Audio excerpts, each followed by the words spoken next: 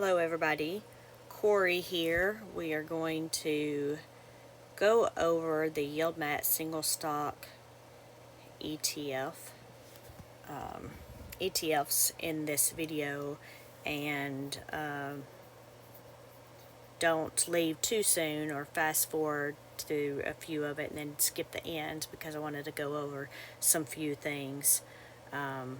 Some things that I've been working on this evening, or some additions, adjusting some things that I had previously. But anyway, I'm Corey, and just a reminder, I obtain data, make it readable, and present that to you, everyday people, right? Just like I am, and make it so you hopefully can understand it a little bit better, which is what it took for me when I was building this workbook. I had to make it understandable for myself, as I'm not an options person.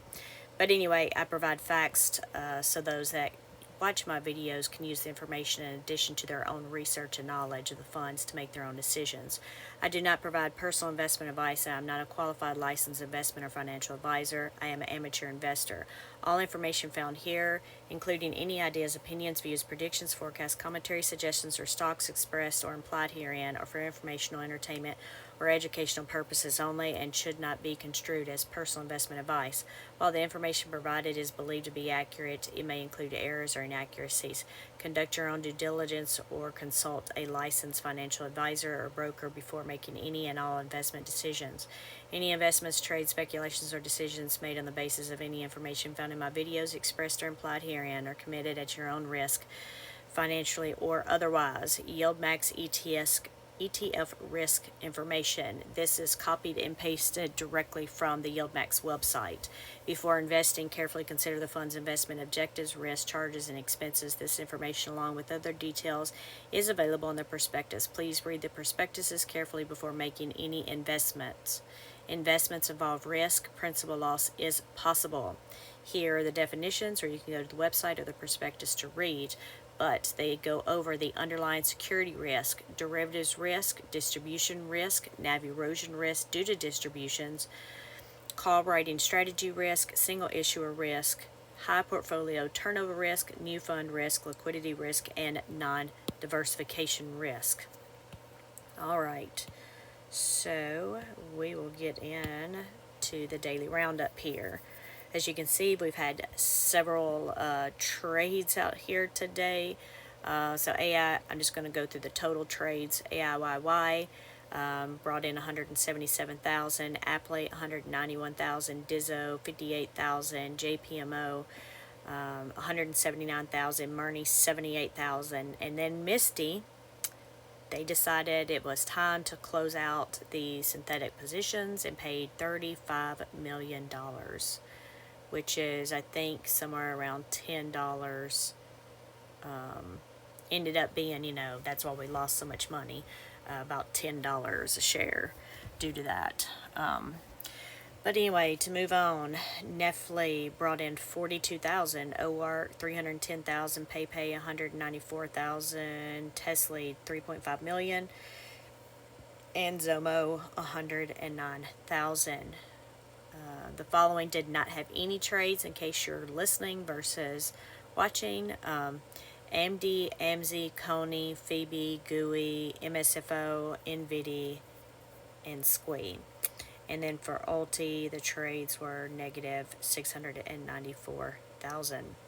One thing that I did not do is update the bottom. 1, 2, 3, 4, 5, 6, 7, 8, 9, 10, 11, 12, 13. So it looks like it's the same number. If we move over, you can see the net assets and outstanding shares here if you would like. Actually, let me leave this back open. And then we'll move over and you'll see the NAV. And I'm sorry if this is your first time watching, just go back and pause and look at the other part if you want to look at it in depth, if that's something you want to see. Same thing here with the NAV. You can screenshot this or pause it and look at it if you would like. We're going to move on. And here at the bottom, I did not adjust this for the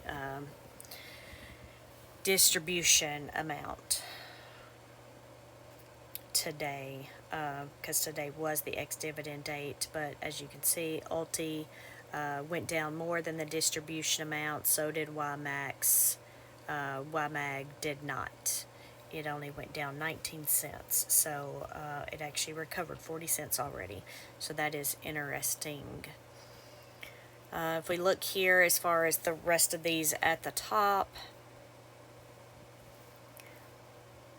let's see. So AIYY was up 11 cents today, which is only one of the 4 YieldMax ETFs that was up of all AIYY.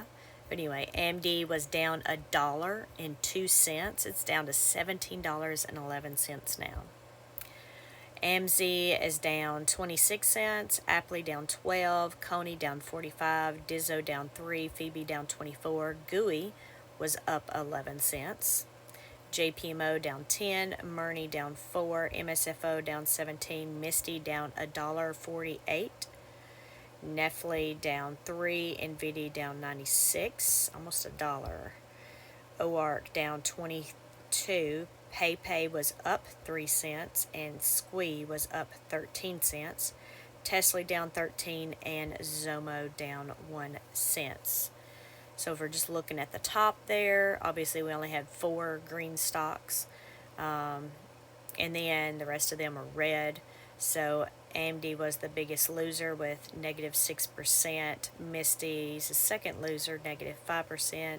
With NVIDIA being the third of negative 4%. We'll move on and look at the underlying here. As you can see, the current IV and the estimated distribution based off of today's IV only there. And then, of course, you have the dollar amounts of the actual stocks and yesterday and today. But I am going to hide that now.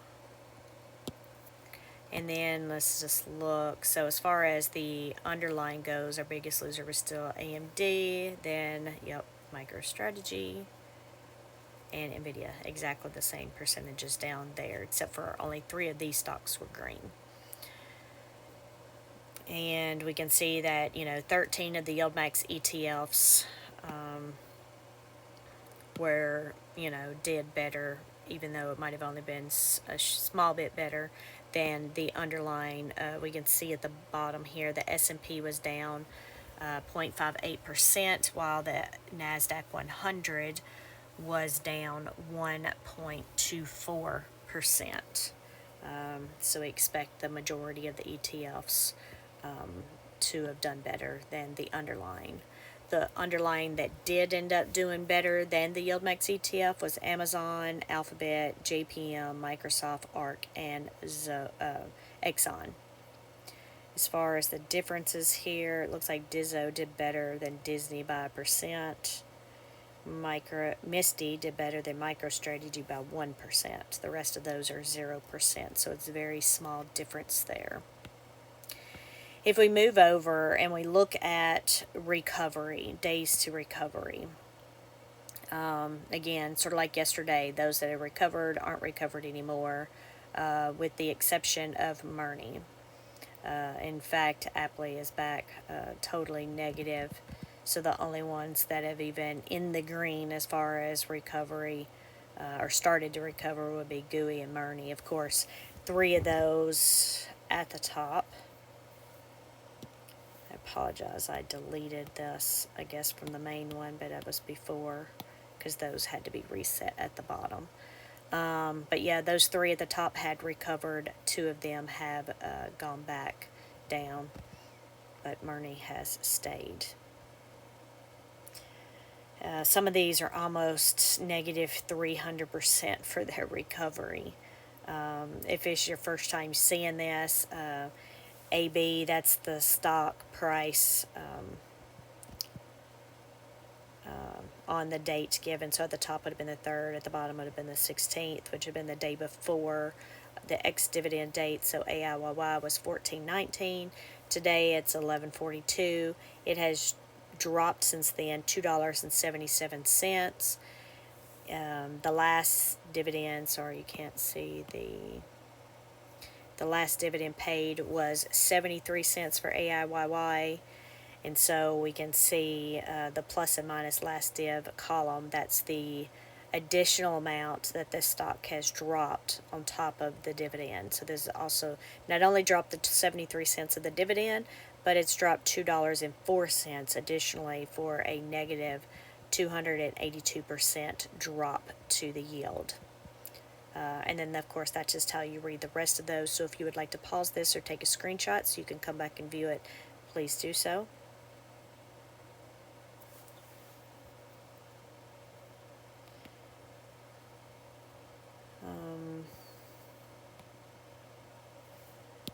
And now I'm wondering if I changed everything on the other ones, because I had changed this earlier, but I guess I changed it on my... Hold on, I bet that's what it is. I changed it here, but then I did not change it. Yeah, I didn't change it on my dated tab. So this is actually what this down here would look like on the bottom. And I guess I didn't clear that out. Sorry, I forgot that I had did that after the fact. Alright. And then let's move on. Okay, so this is what I was working on before. And then this I had shown y'all before. Nobody has shown any interest in this. So it makes me wonder if any of you are even making it this far. To me, this was one of the most helpful things that I had built when I built this. When I built this roll up. In fact, that was one of the reasons why I had built it, because I got tired of going and looking to see what the strike prices were, the max strike prices, so I knew when one of these ETFs had already, hit their max for the week or whatever. So I'm hoping some people are still watching at this point. But what I did today is I've elaborated on this and the put section, which I haven't showed y'all, or if I did, it was by accident because I had it open, but now it would be more useful the way I've set it up. But here in AK, this is just the number of strikes or of short calls here, and then in column AL, this is still the max strike price. It's just that now we can tell if there's more than one strike price here. And then, of course, column D is the difference between the stock price, or the difference between the stock price and that max strike price. So the max strike price is $22, and we're $1.40 below that, then that makes the stock price $20.60, right? And then, of course, then we have the percentage. So we're 6% below that. Honestly, well, there's no sense in doing it on this one because this is the dated tab. But on my other stuff, see, I even formatted this different. Yeah, this one's actually formatted the same right way. Okay, so I guess let's use this one because it's got the formatted color codes. But yeah, so you can see 6%, we're underneath at $1.40, or 6% the stock price is for AIYY as an example. So, and then in the next column, this is just showing for the short calls, this is the dollar amount per share that's either, well, in the short call case, it's always going to be a negative number, but bringing the stock down. So if the stock is, I don't forget what the stock price was, but say it was I think it was 11.42. So that means this stock is bringing it down 7 cents, or this is 7 cents. So if it was the best it could be, it would be 1 cent. So if we get to basically add 6 cents back to the stock price, it would get up to 11.48. Yeah, 62 plus 6. But yeah, this is just for information. My main thing is to look at the ones that, the bigger dollar amount. So what I did here was anything that was over 5 cents a share, which, I don't know, maybe I do it over 6 cents a share, but right now you can tell anything over 5 cents. Oh, I see. So some of these are going to be rounded. So maybe I should round these numbers, but obviously they have trailing digits, so they're round, and that's why this 5 is red and this 5 is not. one could be, 0.053 while one's 0.045 or whatever. But it just made the larger numbers red. We could probably do it over 10 cents or something, a little bit higher. That was just 5 cents was the first thing I thought of. So it looks like the biggest one here we have is pay down here. Negative, the short calls are bringing this down, negative 22 cents, the stock itself. And it says it has, 2 short calls. So let's just look real quick while we're trying to show, how this goes. Maybe can help you understand it a little bit. Yeah, so we have 2 short calls here. One that expires this week and one that expires next week. And we have one that's 1% under the strike price and one that's 3 cents under the strike price. 3%, not cents, sorry. So yeah, it's actually that second one, that $65 one is the one that's bringing it down 22 cents. And that's only, it's not a huge deal, until we get closer to the actual expiration date. And this expiration date on this one isn't until next week. So, it's not a huge deal with that one particularly. But this just gives you an idea of what portion, of the short call, what portion that's bringing the stock down as far as market value goes. I didn't have this on here at first, but because I did it for the synthetic, I thought, well, I guess I should do it on here for the short call. So then the next section. So this is, again, I had showed this section before, except for it was just here. It was only the first put listed on the holdings. Now I actually have both of them listed here. And there's a reason, because these synthetics are bringing the stock prices down, and I wanted to be able to see them both here. At least that's been my issue recently with AIYY, and as the stock market continues to go down, you can see almost all of these are in the negative. I wanted to be able to look at this all together. So if you look here again in AX, this shows how many synthetic positions we have. So only 2 of these have more than one, which is Phoebe and Tesla. They have 2, but all the rest of them only have 1 synthetic position. So again, looking at AIYY, it has a synthetic position of $22. And the stop price we want the stop price to be over the synthetic position strike price. And in this case, it's not. And that's what the difference column is. This is showing the dollar amount that we are under, plus or minus 1 cent, because the puts have an extra cent on here while the calls don't have the cent. But we're underneath the stock price. The stock price is underneath the strike price by $1.40, $1.41, which is negative 6%. So then over here, I have added what I did with the short call on, well, how much is that bringing the stock down per share? And so in this case, that being underneath that synthetic position by $1.40 is bringing this share price down 67 cents. And so this is what just happened with AIYY, where it brought down the synthetic. The synthetic brought down the overall stock price by $5 because it was so far under. And so you can see the same thing again happening here with AMDY, which was my other concern when I was looking at this yesterday, is it's looking like AIYY was, is we are 23% underneath the strike price, $46, in this of the strike price of $42, or $46 under it, 23% under it, and so it's bringing the stock price down, the AMDY stock price down $5.05 here.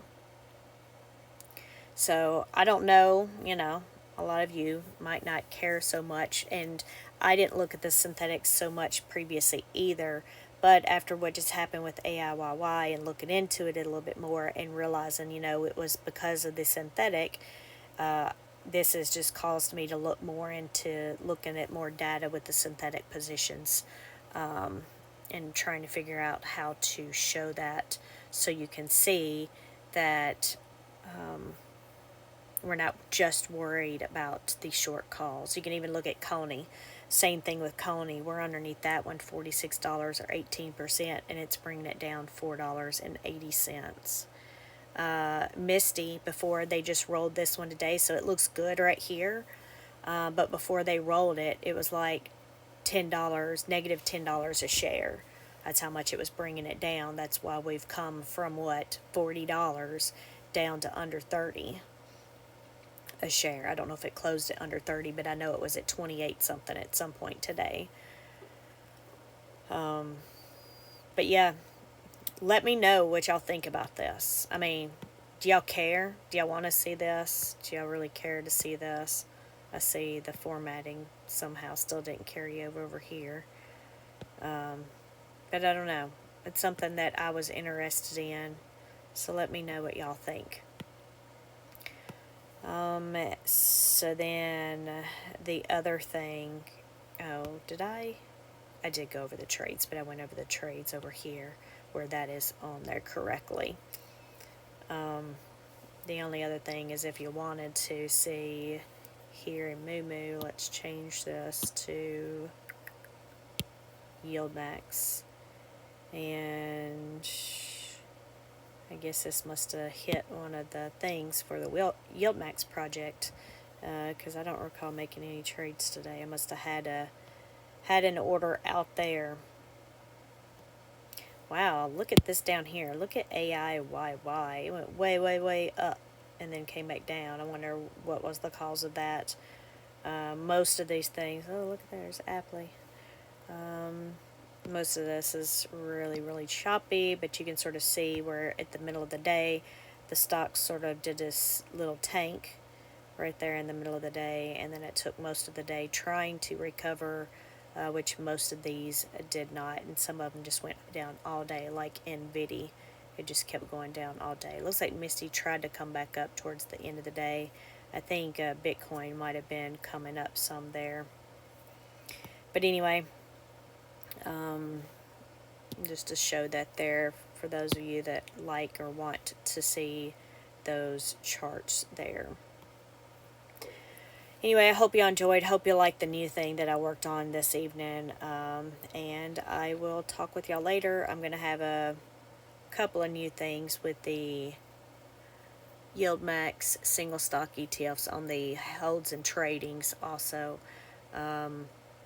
One of them I think is good to go, which basically showed here as far as what's bringing it up, what's bringing the stock down or whatever for the short calls. It just breaks it up by the short call.